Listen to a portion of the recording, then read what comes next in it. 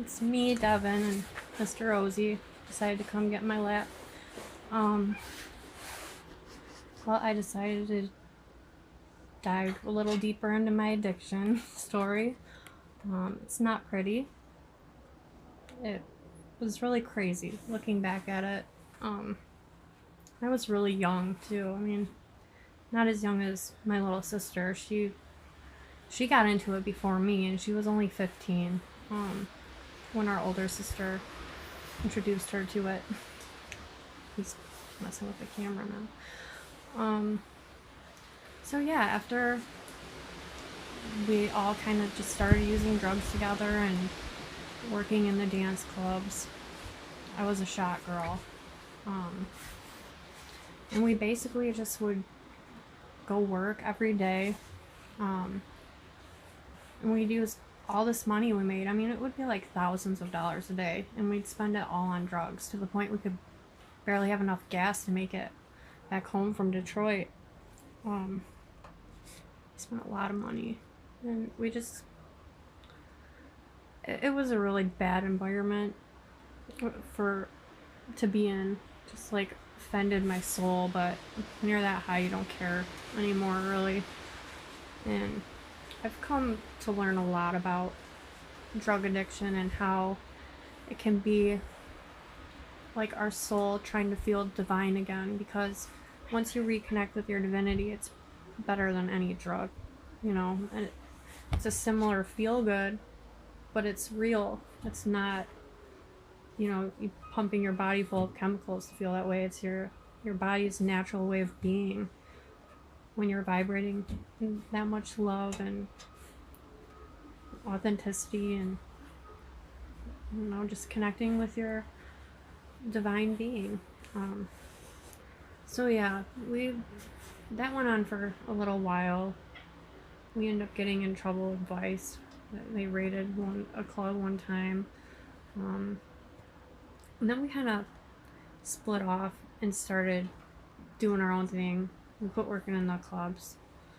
And the first time I overdosed, it was just me and my little sister. And mind you, she's 15. She didn't even have a driver's license. And we went and scored dope and parked in a Burger King parking lot or something to do it. And I just remember, I'm in the driver's seat, and I did it, and I just said, whoa, be careful, this is really good. And that's the last thing I remembered. Apparently I just fell out. I had no pulse. She was dumping water on me, basically punching me in the face, trying to get me to wake up. And yeah, I wasn't waking up. So when I finally did wake up, it was like 20 minutes later, and I was slumped in the passenger seat, and she was bawling hysterically, driving my car. She didn't know how to drive even. She had, pushed me out of the driver's seat, and we were on the way to the hospital, and I was soaking wet, and my face was black and blue, and I'm like, what the heck happened? And I still feel so bad for putting her through that. We end up going through a lot more than that, though. That was just the first. We lost a lot of people we cared about. Our brother-in-law, my niece and nephew's father. That was the first really, really bad loss. He was family, and he was like, even though he was a drug addict, he was like the closest thing to a rock my family has ever had. And he was just a really beautiful soul. He was strong, he was protective, but nurturing at the same time. He was a wonderful person, and losing him just devastated us. I was actually clean when he died, and that's when I got on Xanax. I had been working at Salvation Army to try to help other drug addicts. I was a manager. I was managing their stores for them. And after he passed away, I went and got on Xanax because I was like super stressed and just, I felt bad. I wanted to feel good again, and I couldn't. I didn't think I could without help, with some kind of something. I didn't want to feel what I was feeling. And Xanax was the worst drug I've ever been on. And it almost killed me even more times than heroin. And I thought because it was prescribed by a doctor that it was, okay. I'm like, well, at least it's not heroin or meth or crack, And, yeah, that took me down the worst road yet. I ended up developing a severe seizure disorder. I had like 32 seizures in just 1 year. I mean, I couldn't even go 12 hours without taking a Xanax or I'd have a seizure, and I wanted to come off of it because it was making me mean. It was making me not be able to feel anymore. And I mean, I had seizures downstairs, on pavement, like directly after driving. Luckily, I would stop first, but I stopped driving because of it, and it was just a really, really scary time trying to come off of it. And even though it started with a prescription and, going to the doctor, it quickly evolved. Your tolerance raises, and it got to the point where I used to say I would take enough Xanax to kill an elephant. I mean, like 20-25 bars at once. It's not normal for a 100-pound female. I mean, looking back, I know God was protecting me because there's no way someone should live through that. But I did. And yeah, that actually is what sent me to Florida. I had to go to Florida to rehab. But by this time, I'd already been to rehab like 10 times. I'd been arrested for possession of heroin before I got clean off that. I was on heroin for like 4 years straight. I had like 10 overdoses.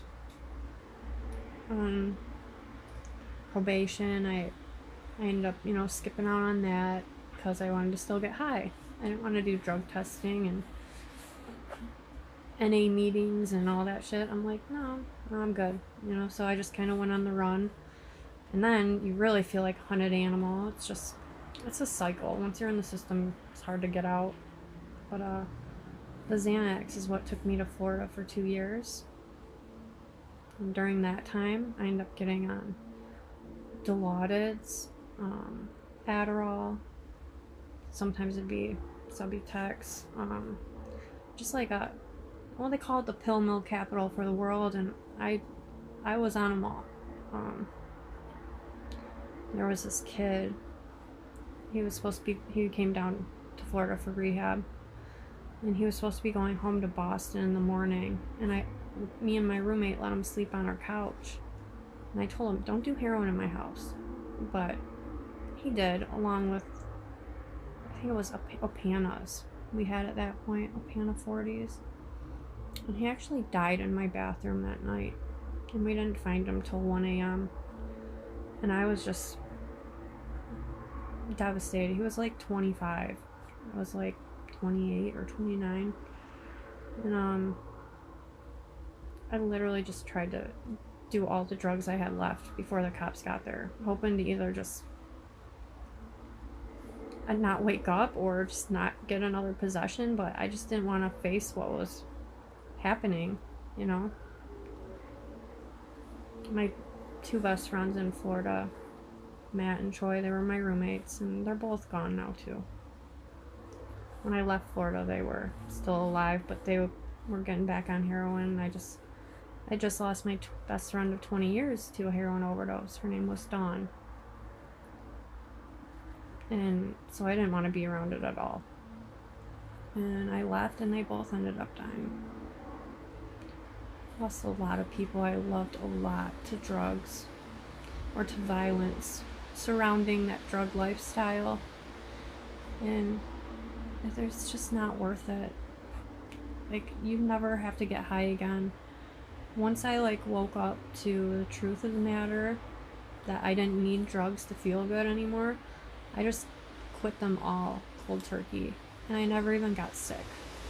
I mean, it was like an instant shift, and I want to help people still suffering. I mean, maybe not immediate. I don't know if it'll work. I mean, it should. I had already been kind of through this spiritual awakening at that point, but I just want people to know that it's possible no matter what you go through. You can get out and have a better life. You can feel good without drugs or alcohol or, hooking up with random people. Whatever you are looking for pleasure in. I read a quote the other day and it makes so much sense. What did it say? It said, fear is the memory of pain, and